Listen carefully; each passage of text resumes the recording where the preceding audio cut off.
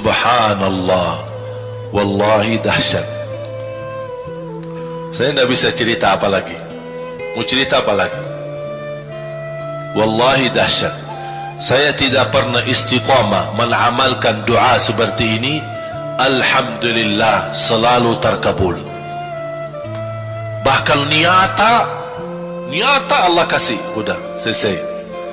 Wallahi jamaah sekalian, salawat kepada Nabi Muhammad bukan budaya, bukan kebiasaan, tapi amalan yang sangat manfaat buat keselamatan kita, kebahagiaan kita di dunia maupun di akhirat.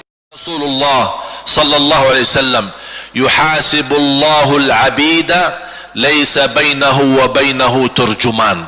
Allah akan hisab hamba-hambanya satu demi satu, bersatu dan tidak ada penerjemah. Jadi tidak bagi terjemah, translate. Ya Allah, saya tidak mengerti bahasa Arab, saya tidak mengerti bahasa, ya Allah, gimana ini, saya butuh translate atau benacara supaya bisa bantu saya lulus dari hukum. Tidak ada. Yang hakim Allah, keputusannya Allah, yang menentukan Allah, mahkamah yang dikuasai Allah, hamba di hadapan Allah, saksi semua, tangan saksi, mata saksi, lidah saksi, kaki saksi, buku amal saksi, malaikat saksi. Bagaimana kita mau lari? Ditanya oleh Allah, hei hambaku, ingat enggak di malam itu, di tempat itu, kamu berlakukan dosa itu?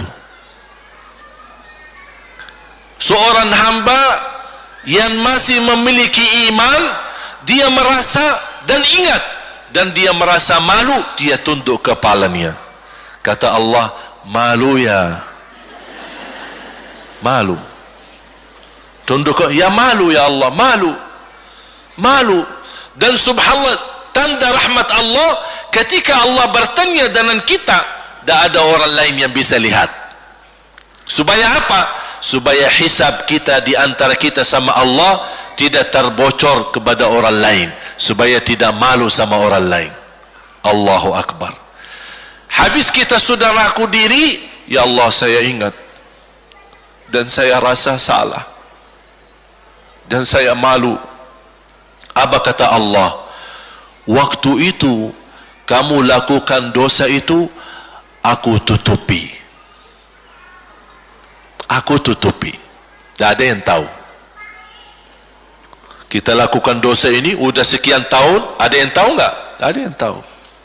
Karena kita lakukan di saat sembunyi. Kata Allah, di saat itu kamu lakukan dan kamu tahu itu dosa, tapi aku tutupi. Supaya kamu jangan menjadi malu di depan keluarga atau di depan sahabat. Aku tutupi. Dan aku sekarang sudah menutupi dosamu di dunia, dan sekarang aku hapuskan dan ampuni dosamu di akhirat. Allahu Akbar. Disitulah terasa anugerah, ampunan Allah yang maha kuasa. Dan Allah di saat itu mampu menghukum kita. Dan kalau Allah menghukum kita, Allah tidak pernah menzalimi kita. Justru itu keadilan Allah. Tapi Allah tidak memperlakukan keadilannya, justru yang mendahulukan ampunan dan kasih sayangnya. Habis selesai hisab, harus semua tanpa kecuali liwati neraka Jahannam di atas sirat yang panjang, yang kejam seperti pedang, yang tipis sampai tidak bisa dilihat oleh mata. Katanya tipisnya seperti, subhanallah, imam bisa jalan di atas rambutnya. Kejam lagi, masuk di atas serat, terus jalan. Di saat itu ada doa yang ia melamatkan kita sampai menuju surga. Nabi Muhammad sallallahu alaihi wasallam, dia sudah duluan. Kalau Sayyidina Abu Bakar berjalanan di atas sirat disebutkan 100 tahun, tapi Sayyidina Abu Bakar satu langkah di atas sirat, langkah kedua di depan pintu surga. Dahsyat. Ini Sayyidina Abu Bakar seperti itu. Bagaimana Rasul? Rasul sudah menunggu di depan. Mulai manusia satu persatu jalan di atas sirat. Dan Rasul di saat itu sibuk berdoa, Allahumma sallim sallim, ya Allah selamatkan umatku, ummati ummati, ummati ummati, sampai mereka terselesai. Sampai di situ saja. Sebelum masuk surga ada berita gembira untuk umatnya Nabi Muhammad sallallahu alaihi wasallam. Tidak boleh ada yang masuk surga harus berjumpa dengan beliau dulu, pertama muka, dan disediain minum yang disebut air Al-Kautsar, dan di situ banyak gelas. Tinggal kita ambil gelas dan minum. Begitu kita mau ambil gelas dan minum, datang Rasul, jangan kamu minum langsung dari tanganku sendiri. Barang siapa yang minum dari tanganku tidak akan haus selama-lamanya. Allahu Akbar. Di situ terasa kemuliaan. Begitu kebahagiaan kita bertemu dengan Nabi Muhammad dan bisa langsung minum dari tangan Nabi Muhammad sallallahu alaihi wasallam. Bukan hanya begitu saja, bahkan Nabi Muhammad memegang tangan kita, mengajak kita masuk 8 pintu surga. Ada 8 pintu. Rasul bersabda, satu pintu luasnya seperti antara langit dan bumi. Satu pintu antara langit dan bumi luasnya. Dan kata Rasulullah, di saat itu akan manusia gesa-gesaan untuk masuk surga. Itu tanda apa? Banyak yang akan masuk. Mudah-mudahan kita terhitung dari yang banyak. Begitu ahli surga masuk, kira-kira Rasul berhenti? Ahli surga sudah masuk, sudah aman? Tidak. Rasul balik lagi, keluar dan menuju dari langkah sirat yang pertama, melihat ada enggak ternyata ada di antara umatnya yang tersisa yang dosanya terlalu banyak, gesa-gesaan di jalan, merangkak di jalan sampai jatuh di dalam neraka. Rasul mana mereka? Masuk ke neraka. Kata Allah subhanahu wa ta'ala melihat keadaan Nabi Muhammad SAW, apa yang dibutuhkan lagi? Kata Rasul, ya Allah, saya tidak akan puas masuk surga sampai hamba-hambamu yang ada di neraka, umatku, diselamatkan. Allah subhanahu wa ta'ala mengizinkan Nabi Muhammad keluarkan dari neraka. Dia keluarkan. Sudah cukup ya Nabi Muhammad? Tidak cukup ya Allah, masih ada lagi. Diambil lagi, dikeluarkan, diambil lagi, dikeluarkan. Artinya dari umat Nabi Muhammad yang masih banyak dosanya, yang masih banyak kelewatannya sama Rasulullah, yang tidak pantas memberi kemuliaan kepada Rasulullah SAW, dapat pula syafaatnya Nabi Muhammad. Yang tidak pernah memberi tanda sayang dan cinta kepada Rasul, dapat rasa sayang dan cinta Nabi Muhammad SAW. Sambil kata malaikat Jibril, demi Allah saya melihat Nabi Muhammad mengambil manusia dari neraka Jahannam, diselamatkan dari siksa dan membawa mereka ke surga. Kata malaikat Jibril, sambil aku kira tidak ada lagi yang tersisa di neraka Jahannam, saking banyaknya yang dikeluarkan oleh Rasul. Itu syafaat Rasul sallallahu alaihi wasallam. Oleh karena itu jamaah sekalian, ini yang saya ceritakan. Saya mohon kalau anda lagi bersalawat, ingat itu semua. Nabi Muhammad bukan Nabi yang biasa. Nabi Muhammad adalah Nabi yang penolong kita nanti di hari kiamat. Seandainya kita masuk neraka Jahannam, masih ada harapan kita dapat syafaat Nabi Muhammad sallallahu.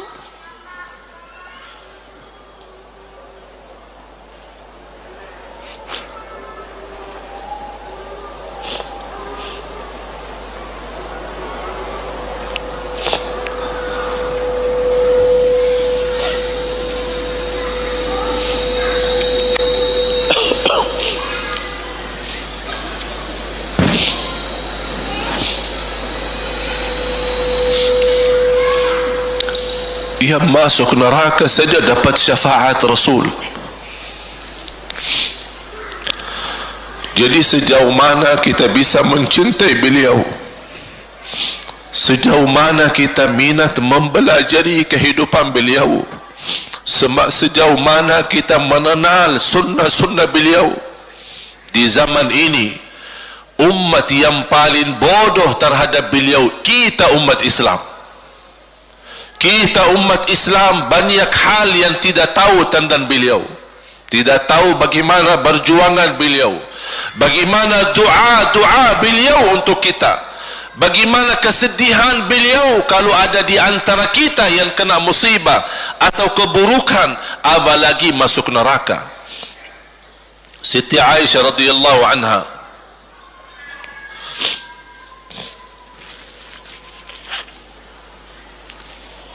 Siti Aisyah radhiyallahu anha pernah minta sama Rasul doa. Ya Rasulullah, tolong doakan saya. Rasul mendoakan, Allahumma ighfir li Aisyah ma taqaddama min dhanbiha wa ma ta'akhkhar, ma qaddamat wa ma akharat, wa ma asarrat wa ma a'lanat. Ya Allah, ampunilah dosa-dosa istriku Aisyah, dosa yang lama, dosa yang baru, dosa yang terang-terangan maupun dosa yang tersembunyi. Siti Aisyah menaminkan doa Nabi Muhammad dan menangis dan bangga dan senang. Saking senangnya, saking bahagianya, dia tertawa sambil Rasul melihat Siti Aisyah. Senang wahai Aisyah? Apakah kamu senang dengan doaku? Kata Siti Aisyah, bagaimanakah aku tidak senang? Aku justru merasa bahagia dengan doamu untukku ya Rasulullah. Apa kata Rasul? Ketahuilah wahai Aisyah, ketahuilah doaku yang baru ini untukmu, itulah selalu doaku untuk umatku di setiap salat. Itu doa Nabi kita buat kita. Setiap beliau salat mendoakan kita, ya Allah ampuni dosa umatku, dosa yang lama, dosa yang baru, dosa yang sembunyi, dosa yang terang-terangan. Setiap salat itu doa Nabi kita Nabi Muhammad SAW untuk kita semua. Apa yang diminta oleh Rasul? Rasul tidak minta banyak dari kita.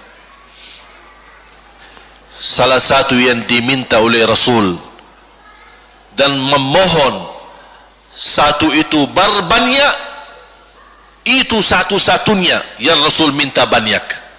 Selain itu Rasul tidak pernah minta banyak. Satu-satunya Rasul minta banyak. Apa? Salawatlah kepadaku, berbanyaklah salawat kepadaku. Mengapa Rasul minta berbanyaklah salawat kepadaku? Kenapa tidak minta amalan yang lain untuk dibanyakan salawat atau amalan yang lain? Mengapa hanya salawat? Rasul berpesan, berbanyaklah salawat kepadaku, karena Rasul tahu dengan kita berbanyak salawat kita akan dijamin dapat syafaat beliau, dan itulah beliau yang diinginkan. Bukan hanya dapat syafaat, bahkan Rasul sendiri bersabda, aqrabukum minni majlisan yaumal qiyamah, yang paling dekat kepadaku hari kiamat yang paling banyak salawat kepadaku. Bahkan berita gembira bagi seorang hamba umat Nabi Muhammad SAW, akthiru alayya minas salati yaumal jumu'ati wa laylataha fa inna salatakum tablughuni haitsu kuntum.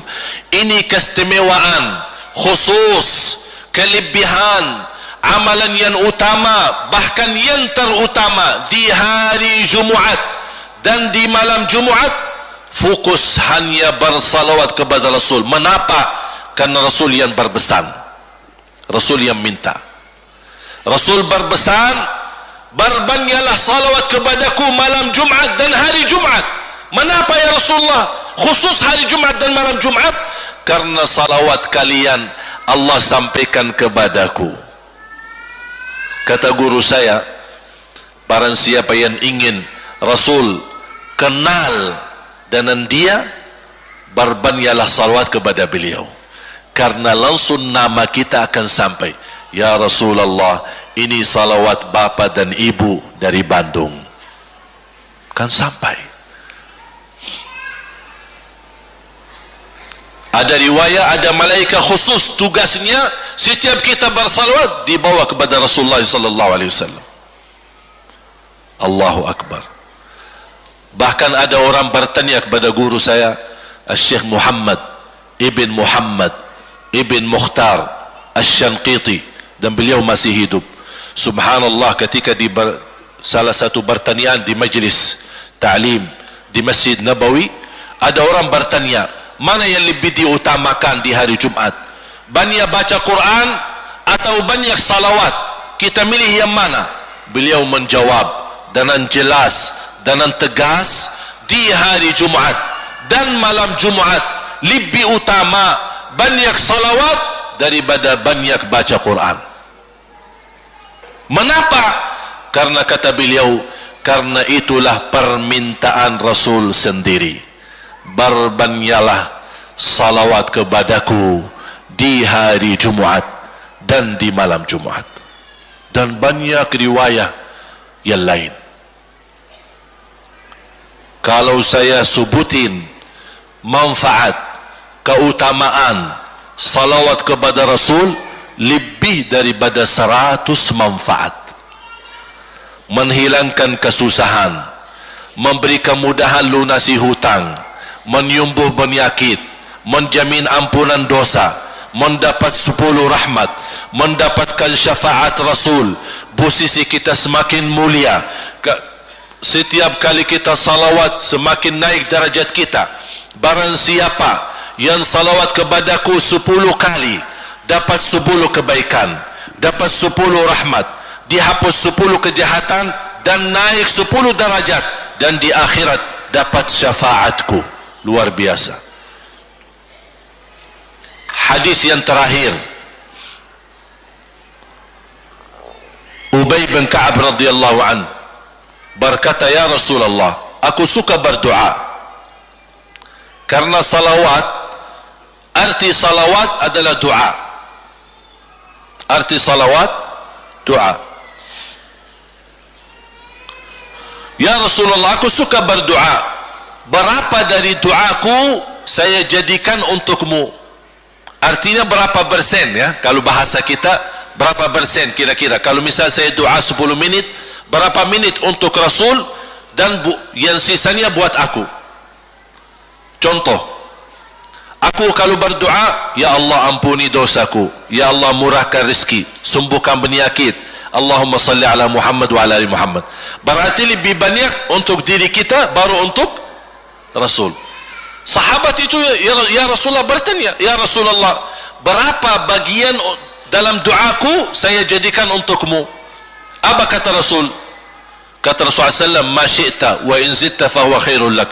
Ya terserahmu, mau doa bagaimana untukku, ya terserahmu, tapi semakin banyak untukku, semakin banyak manfaatnya untukmu. Apa kata sahabat? Ya Rasulullah, saya akan jadikan separuh doaku hanya salawat kepadamu. Artinya kalau saya doa 10 menit, 5 menit salawat dan 5 menit doa untuk diriku sendiri. Apa kata Rasulullah? Terserahmu, wa in zitta fahuwa khairul lak. Kalau kamu berani tambah, itu jauh lebih baik untukmu. Tawar menawar sama Rasulullah SAW, sampai di ujung hadis beliau berkata, ya Rasulullah, saya janji doaku semuanya untukmu. Artinya apa? Kalau dia angkat tangan berdoa, tidak satu pun minta buat dirinya. Bismillahirrahmanirrahim. Allahumma salli ala Muhammadin wa ala ali Muhammad. Allahumma salli ala Muhammadin wa ala ali Muhammad. Allahumma salli, sampai selesai. Tidak minta ampunan, tidak minta rezeki, tidak minta sehat, tidak minta keturunan, tidak minta apa-apa, hanya fokus dengan salawat. Karena dengan salawat, apa yang kita niatkan terkabul.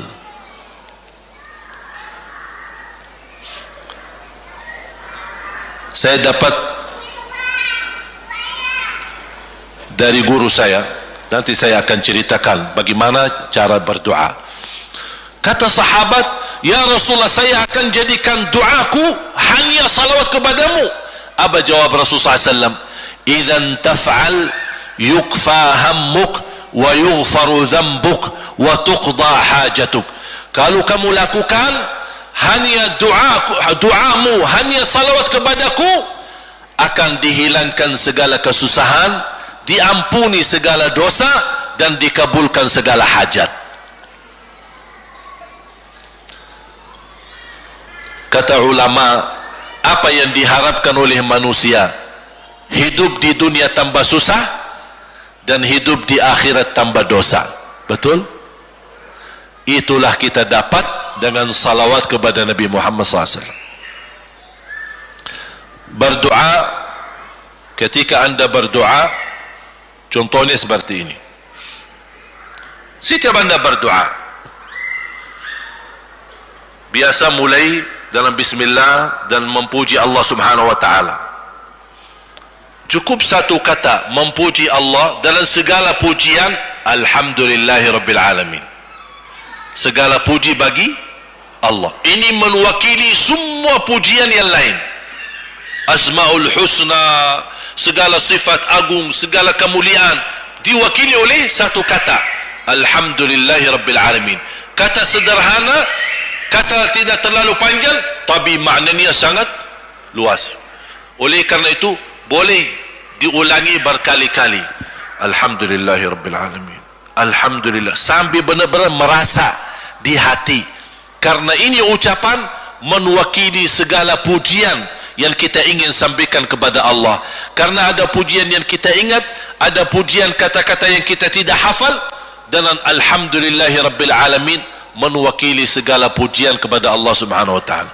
Kemudian bersalawat, Allahumma salli ala Muhammadin wa ala ali Muhammad kama sallaita ala Ibrahim wa ala ali Ibrahim innaka Hamidum Majid. Silahkan doa, ya Allah, ampunilah dosaku. Allahumma salli ala Muhammadin wa ala ali Muhammad. Ya Allah, sembuhkan penyakitku. Allahumma salli ala Muhammadin wa ala ali Muhammad. Ya Allah, berikan kepada aku anak yang salih salihah. Allahumma salli ala Muhammadin wa ala ali Muhammad. Jadi setiap langkah doa diawali dan diakhiri salawat. Faham? Subhanallah, wallahi dahsyat. Saya tidak bisa cerita apa lagi. Mau cerita apa lagi? Wallahi dahsyat. Saya tidak pernah istiqamah mengamalkan doa seperti ini. Alhamdulillah, selalu terkabul. Bahkan nyata Allah kasih, udah selesai. Wallahi jamaah sekalian, salawat kepada Nabi Muhammad bukan budaya, bukan kebiasaan, tapi amalan yang sangat manfaat buat keselamatan kita, kebahagiaan kita di dunia maupun di akhirat. Bahkan keselamatan buat anak kita, salawat kepada Nabi Muhammad SAW. Terakhir, sekali lagi, ketika anda bersalawat, apa yang saya cerita tadi, tolong dihadirkan dalam fikiran. Siapa Nabi Muhammad itu? Nabi Muhammad penolong kita di hari kiamat. Nabi Muhammad yang membawa syafaat untuk kita. Nabi Muhammad yang menunggu kita di surga. Nabi Muhammad yang membela kita di saat kita berdiri di hadapan Allah. Nabi Muhammad yang akan membantu mendoakan kita saat jalan di atas sirat. Nabi Muhammad yang mendampingi kita nanti ketika kita minum dari air Al-Kautsar. Nabi Muhammad yang menemani kita masuk ke dalam surga. Nabi Muhammad yang tidak pernah lupa sama kita. Makanya ketika anda bersalawat dan membawa perasaan dan membawa penghayatan ini, insya-Allah jemaah sekalian akan terasa, ya Allah, ternyata indahnya salawat kepada Rasul. Karena sudah kontak di hati. Apalagi kalau anda begitu salawat dan salam, Rasul jawab. Rasul jawab kita. Waalaikumsalam ibu. Tapi cuma kita tidak dengar. Dia dengar salawat kita, dia dengar salam kita, tapi kita tidak mendengar jawab beliau. Allahu Akbar. Wallahi kalau bisa kita rasakan, wallahi ibu bapak akan sendiri menangis tanpa merasa. Sendiri, kok tiba-tiba nangis? Kok tiba-tiba kok tidak bisa tahan diri? Karena Nabi Muhammad itulah yang semestinya sudah menguasai hati kita, sudah ada di hati kita, sudah mempenuhi rasa cinta di dalam hati kita. Makanya kata Rasulullah, tidak sempurna iman seorang sampai dia mencintaiku lebih dari ibunya, lebih dari bapaknya, lebih dari anaknya, lebih dari hartanya, bahkan lebih dari dirinya sendiri. Baru sempurna imannya. Bagaimana kita bisa mencapai kesempurnaan iman seperti ini? InsyaAllah dengan bersalawat, dengan membawa perasaan, membawa kehadiran cerita-cerita yang sama-sama kita belajari, baru akan terasa di dalam hati posisi Nabi Muhammad akan semakin besar, semakin mulia di hati kita. InsyaAllah semakin mulia di hati kita, InsyaAllah akan semakin semangat beribadah, semakin semangat mendekati, semakin semangat mempelajari, dan semakin insyaAllah menjadi baik di mata Allah dan insyaAllah baik di mata manusia. Amin ya Rabbal Alamin.